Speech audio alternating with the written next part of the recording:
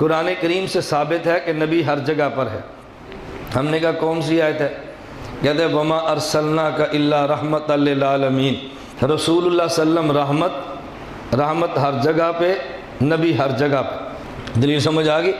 रसूलुल्लाह सल्लम रहमत हर जगह पे, तो नबी हर जगह पे। अब उसने कहा जी नबी रहमत हर जगह पे, तो नबी हर जगह पे। देखो कुरान से साबित है हजूर हर जगह पे। इसका जवाब सुने।